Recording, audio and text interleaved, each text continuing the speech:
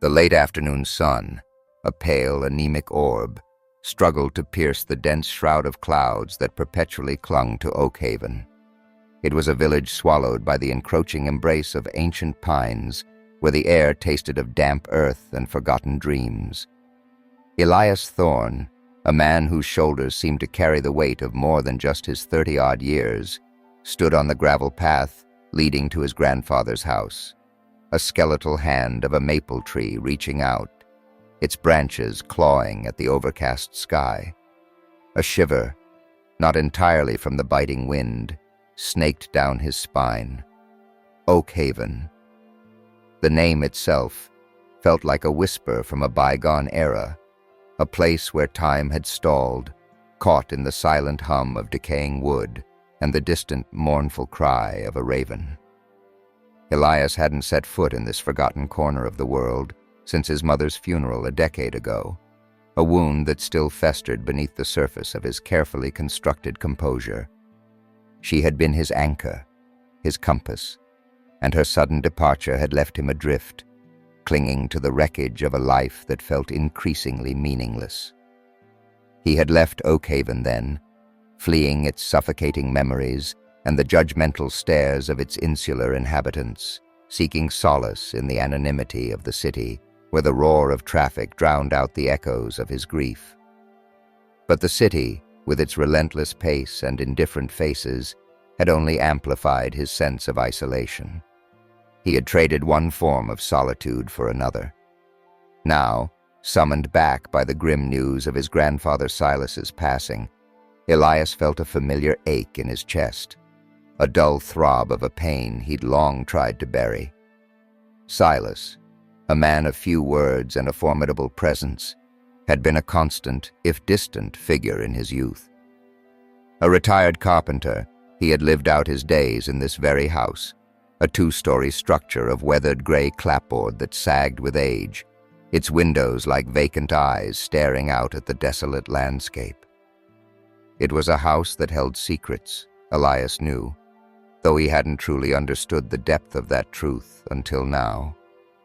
The wind, a mournful dirge, whistled through the gaps in the eaves, a sound that seemed to carry the ghosts of countless winters.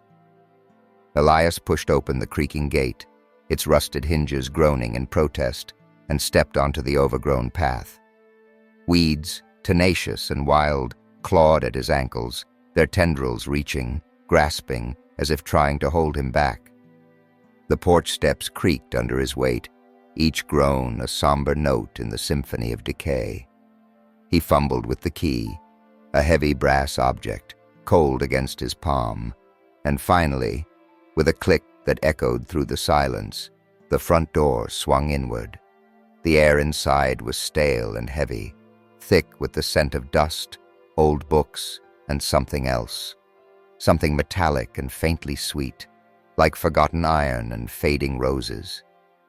Elias ran a hand over the rough-hewn banister, the wood smooth beneath his touch, worn by years of countless hands. His grandmother, a woman whose laughter had been as bright as sunshine, had vanished from his life when he was a boy, a vague memory of a gentle touch and the scent of lavender.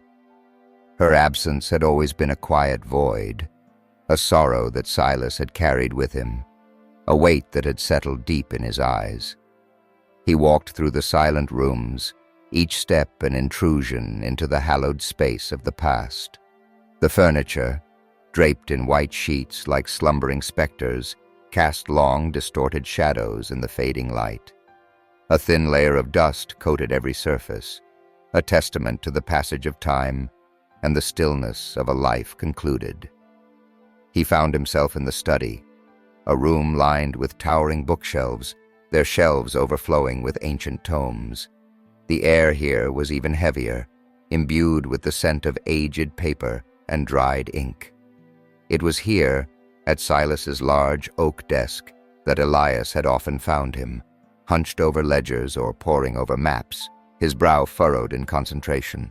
Days bled into a monotonous rhythm of sorting and packing, each item a small echo of a life lived. Elias worked in a quiet trance, the dust motes dancing in the meager shafts of sunlight that occasionally pierced the gloom, illuminating the ghosts of forgotten moments. He found old photographs, sepia-toned images of a younger Silas, his face unlined, standing beside a woman with kind eyes, his grandmother, Eleanor. There were faded letters tied with string, brittle as autumn leaves, their script illegible, their stories forever silenced. Each discovery felt like a small excavation, unearthing fragments of a history he barely knew. It was on the third day, as a particularly cold rain lashed against the windows, that he stumbled upon it. Tucked away in a false bottom of an old sea chest, beneath a stack of moth-eaten blankets, he found them: a worn leather-bound journal and a meticulously folded, hand-drawn map. The journal was a thick, heavy volume, its pages yellowed with age, the ink faded in places, but still readable. The map was more intriguing, a rough sketch of Oakhaven and its surrounding wilderness, marked with curious symbols and handwritten notes. But it was the single, chilling sentence scrawled on a separate, crisp piece of paper, tucked inside the journal's cover, that sent a jolt through him, a stark warning etched in his grandfather's familiar, precise hand. "Do not open the basement door." The air in the room seemed to grow heavier, colder. Elias stared at the words, a ripple of unease spreading through him. He'd never even noticed a basement door. The house, as far as he knew, was built on a solid foundation. His grandfather, for all his quiet eccentricities, had never been prone to theatrics. This wasn't a game. This was a grave warning. He opened the journal, his fingers trembling slightly. The first entries were mundane, a carpenter's daily log, repairs, materials, client names. But as he turned the pages, the entries shifted. They became more personal, more urgent.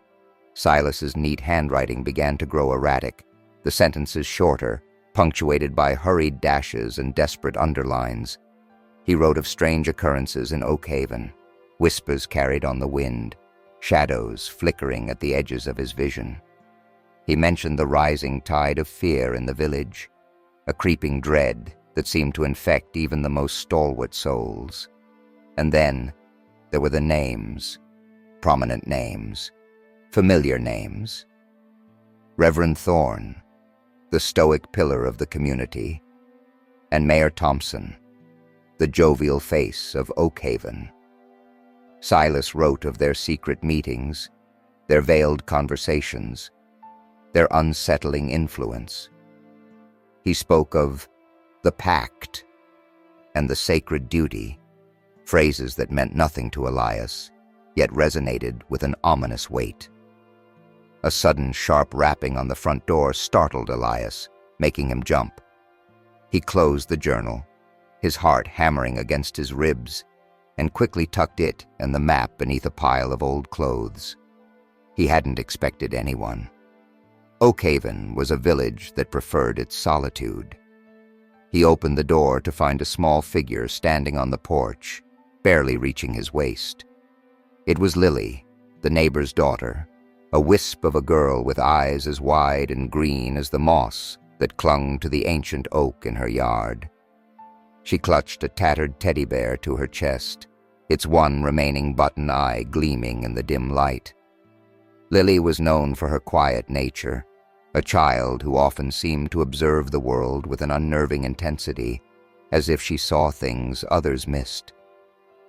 "Mr. Thorne," she mumbled, her voice a tiny whisper, barely audible above the drumming rain. "Mommy sent me to see if you needed anything. And I saw something in the woods." Elias frowned. "Saw what, Lily?" She peered at him, her green eyes unwavering. "A light, like a firefly, but bigger. And it went into the old church, the one with the broken bell." His stomach clenched. The old church. Abandoned for decades, its spire a skeletal finger pointing to the sky.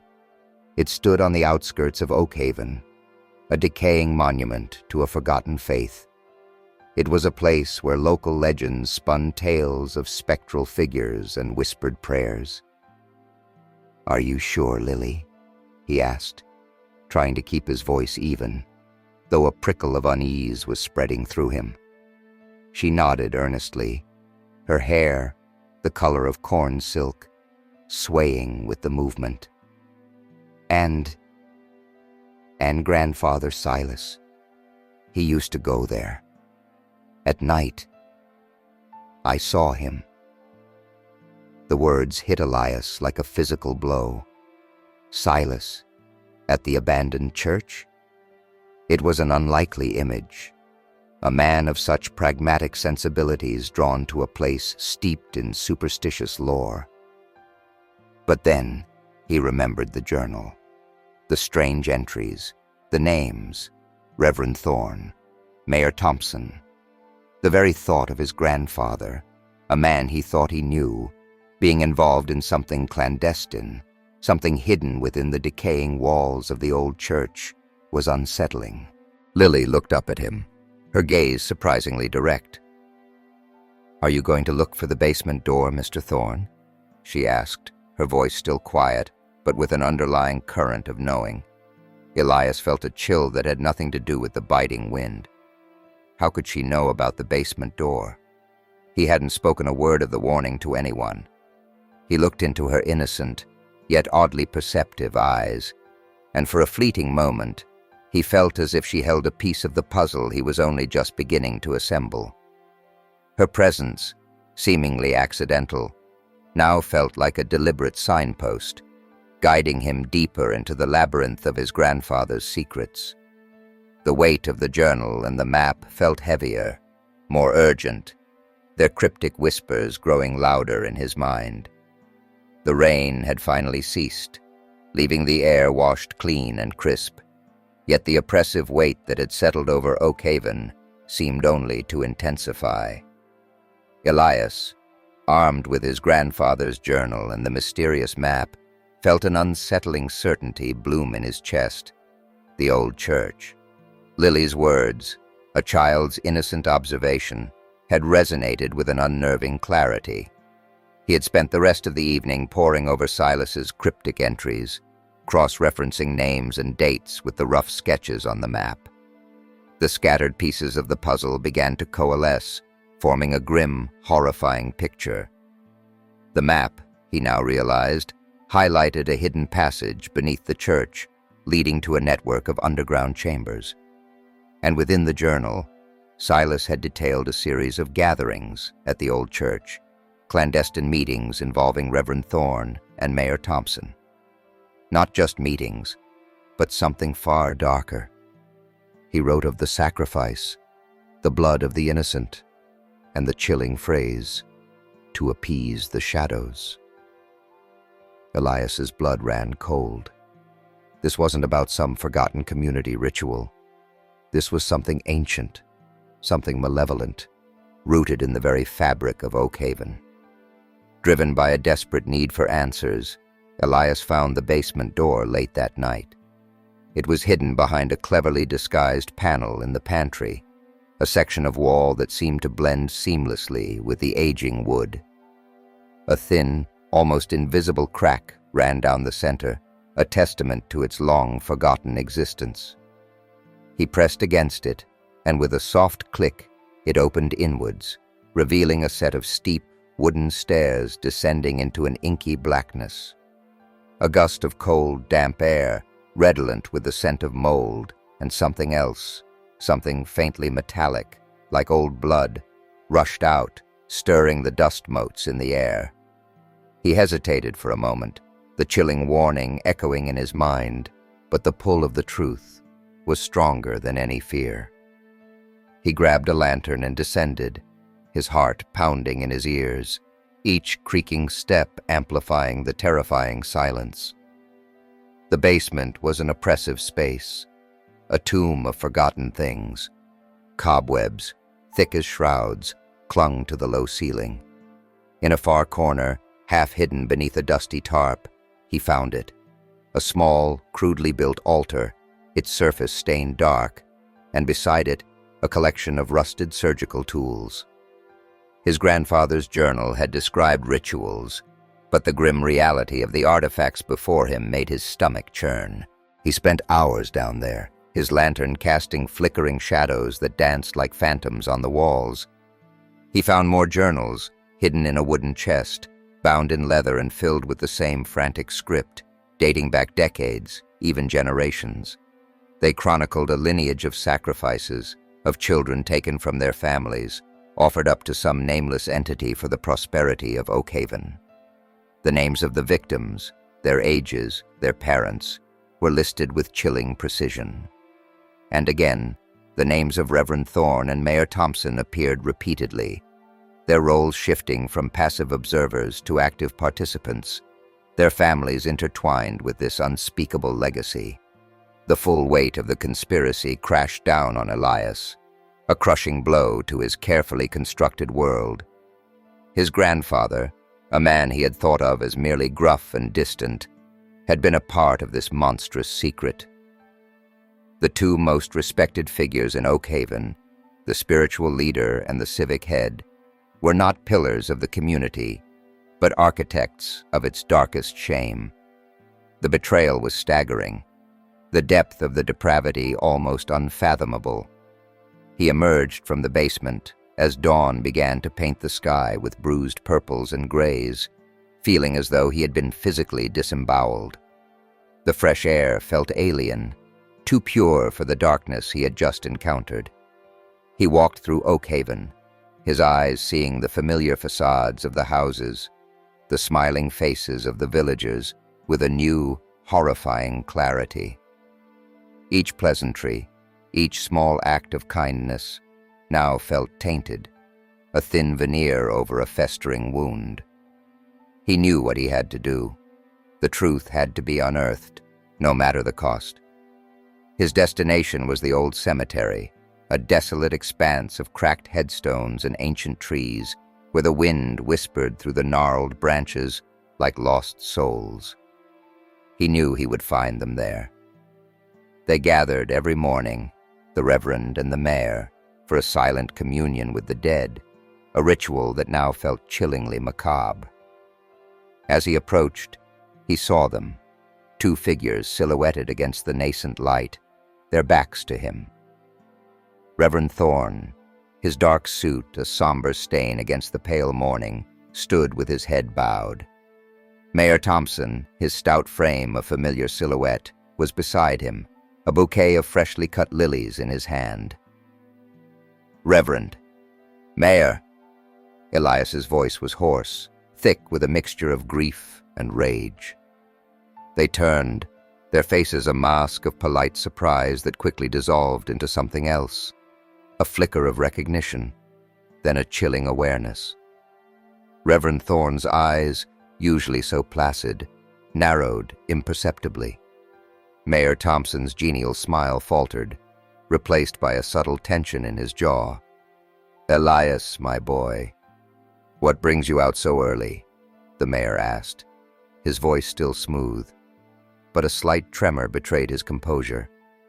Elias held up the journal, its worn leather cover a stark contrast to the pristine morning.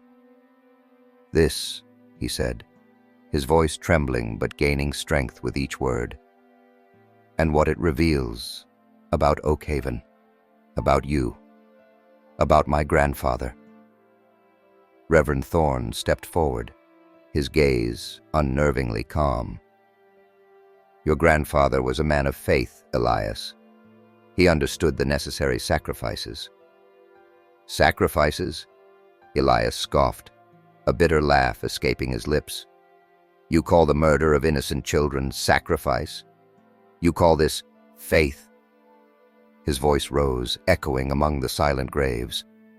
"My grandmother, Eleanor, was she one of them?"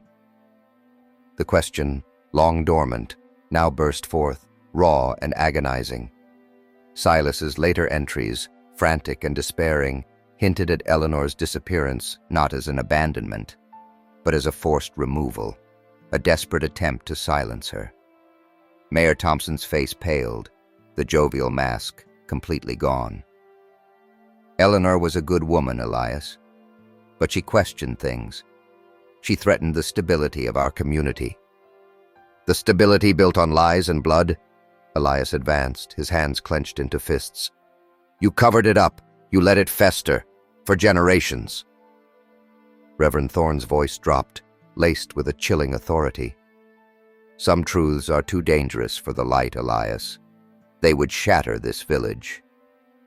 Good, Elias spat. Let it shatter. Let the truth burn it all down. He saw the fear in their eyes, the desperate scramble for control. These men, once figures of authority and respect, were now exposed, their power crumbling under the weight of their own monstrous secrets. The wind howled around them, a chilling lament, carrying the whispered confessions of the past, finally brought to light in the hallowed silence of the cemetery. The air crackled with unspoken threats, with the simmering fury of a community poised on the precipice of revelation.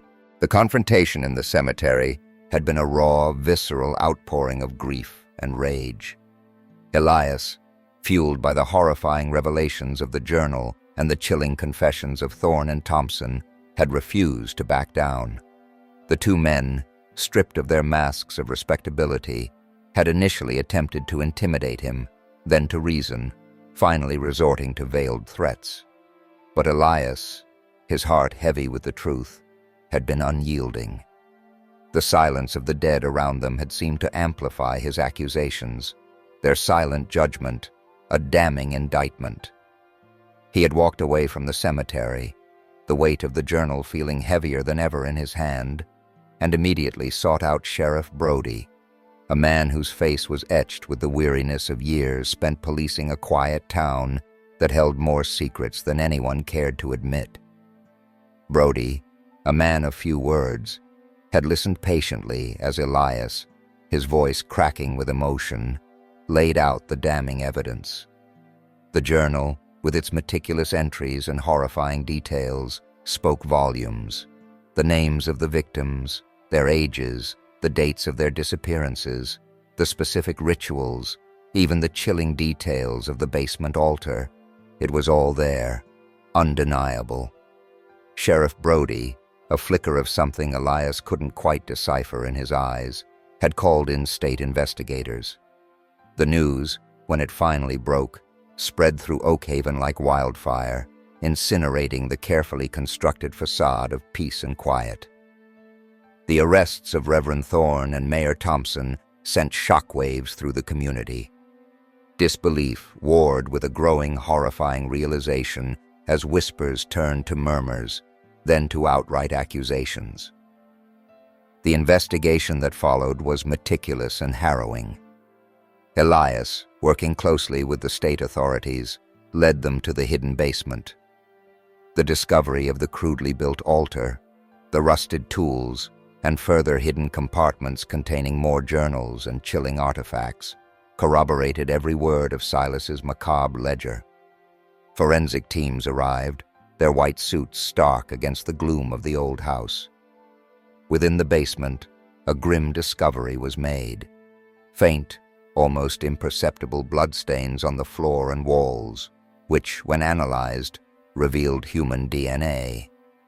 Even more devastating was the discovery of several small tarnished trinkets, a tiny silver locket, a child's wooden soldier, a faded silk ribbon, all meticulously catalogued in Silas's later journals as belonging to the sacrifices.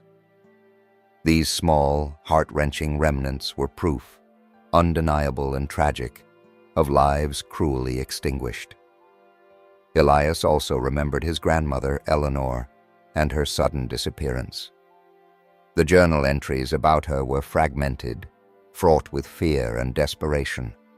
They spoke of Eleanor discovering the truth, of her valiant attempts to expose the conspiracy, and of Silas's agonizing decision to send her away, disguised as a disappearance, to protect her from the same fate as the others. This newfound understanding of his grandfather's desperate act brought a wave of sorrow, but also a profound, unexpected measure of relief. Silas had not been a willing participant in the evil. He had been a man trapped, struggling against a horrifying legacy, trying in his own way to protect what little he could. The truth of the sacrifices came to light, painting a grotesque picture of generations of depravity, of Oakhaven's dark secret that had been carefully guarded by its most respected figures. The purpose, as revealed in the journals and later confirmed by the coerced confessions of Thorne and Thompson, was a perverted form of community survival, a misguided belief that these sacrifices would guarantee prosperity, good harvests, and protection from unseen forces. It was a terrifying testament to how fear and superstition, twisted by corrupted leadership, could fester and consume a community. For Elias, the unraveling of Oakhaven's dark heart was an emotional roller coaster. There were moments of profound revulsion, of a cold, guttural anger at the injustices committed. But there were also moments of aching grief as he read the stories of the lost children, their innocent lives snuffed out by a monstrous delusion. The weight of his own grief, the silent sorrow he had carried for his mother and his grandmother, now found a voice, a context. He realized that his mother's distant demeanor, her unspoken anxieties, had likely stemmed from a deep, unsettling awareness of the darkness that lurked beneath Oakhaven's veneer. As the days turned into weeks and the legal proceedings began, Elias felt a slow, hesitant, spiritual awakening. The bitterness that had clung to him for so long, the anger at his mother's abandonment, at his grandfather's perceived indifference, began to dissipate. He started to understand the suffocating silence, the isolation, the burden of a secret too terrible to bear. He saw his grandfather not as an enigma, but as a man haunted, a man desperately trying to navigate an impossible choice. The silence of Oakhaven, once a heavy cloak of loneliness, began to shift. It was still quiet, but now it was a silence of reflection, of a community grappling with its past, rather than burying it. Elias spent long hours walking the winding paths, the same paths he'd walked as a boy, but now with a different understanding. The wind still whispered through the trees, but it no longer carried the same mournful dirge. It felt like a sigh, a slow, gentle exhalation of a community finally breathing again. The truth, raw and painful as it was, had brought with it a profound sense of release, a quiet, almost spiritual cleansing. Elias felt the tightness in his chest ease, the knot of grief begin to unravel. The long-sought answers had brought not despair, but a quiet, fragile hope. Months passed, and the initial shockwaves of the revelation slowly subsided, leaving Oakhaven in a quiet, fragile state of reckoning. The arrests of Reverend Thorne and Mayor Thompson had shattered the village's long-held illusions, forcing its inhabitants to confront the grotesque shadows lurking beneath their serene facade. The ensuing trials were lengthy and emotionally draining, but the evidence, meticulously gathered and presented, was irrefutable. Justice, however belated, was served. Elias stayed in Oakhaven. He couldn't leave, not yet. The house, once a tomb of secrets, now felt like a repository of hard-won truths. He had cleaned it thoroughly, removing the dust and the remnants of a past he was determined to put to rest. The basement, once a place of chilling dread, was now sealed, a silent monument to the darkness it once held. He planted a small patch of forget-me-nots outside its hidden entrance, their delicate blue petals a quiet promise of remembrance and healing. One crisp autumn morning, as the leaves began to turn, painting the landscape in hues of fiery amber and rust, Elias walked to the old cemetery. The sun, finally breaking through the perpetual shroud of clouds, cast long, benevolent rays across the weathered headstones. He carried a single, pristine white lily, its petals unfurling in the gentle breeze. He found his grandmother Eleanor's unmarked grave, a simple patch of earth beneath a venerable oak. He knelt, placing the lily at the base of the tree. "I found you, grandmother," he whispered, his voice thick with emotion. "And I found the truth. Silas, he tried to protect you. He did what he could." He spoke for a long time, sharing the stories he had unearthed, the pain he had carried, and the fragile peace he was slowly beginning to find. The weight on his shoulders, the one that had burdened him for so long, felt lighter, almost completely lifted. He felt a profound sense of connection, not just to Eleanor and Silas, but to the very essence of Oakhaven, a connection forged in sorrow, but now tinged with hope. Later that day, Elias stood before the old church, its broken bells silent, its windows like empty eyes staring out at the world. It was no longer a place of dread, but a symbol of a forgotten faith, a beacon for a new beginning. He had spent weeks repairing its crumbling foundations, mending its stained glass windows, and clearing the overgrown weeds from its entrance. It wasn't about religion for him, not in the traditional sense. It was about community, about healing, about building something new from the ashes of the old. He had called for a small gathering, a quiet ceremony of remembrance and renewal. A handful of villagers, those brave enough to confront the past and hopeful enough to embrace the future, slowly gathered. Lily, her green eyes still remarkably perceptive, stood beside her mother, clutching her tattered teddy bear. Sheriff Brody, his face still weary but with a new lightness in his eyes, stood at the back. Elias stood at the altar, not in the grand robes of a reverend, but in his simple work clothes, his hands, calloused from weeks of labor, holding a small, smooth river stone. The air in the church was cool and quiet, filled with the scent of old wood and fresh paint. He spoke, his voice clear and resonant, not of vengeance or condemnation, but of truth, forgiveness, and the power of light to banish even the deepest darkness. He spoke of the children lost, their names read aloud, their memories finally honored. He spoke of his grandfather, a man burdened by an impossible secret, and of the quiet courage it took to eventually expose it. He spoke of his own journey, of the years he had spent adrift, lost in the shadows of his grief and disillusionment. "I came back to Oakhaven expecting to find only ghosts," he said, his gaze sweeping over the faces before him. "But I found truth, and in that truth, I found a way to forgive, not just others, but myself." He held up the river stone. "This stone represents the burden we carried, the secrets that weighed us down. But today, we release it." He walked to the broken bell, a symbol of the church's shattered past, and with a quiet strength, placed the stone within its hollow, rusted cavity. It was a small gesture, but it resonated with a powerful symbolism. Then, he invited those present to share their own small burdens, to speak their silent sorrows, to find a voice for the quiet grief they had carried.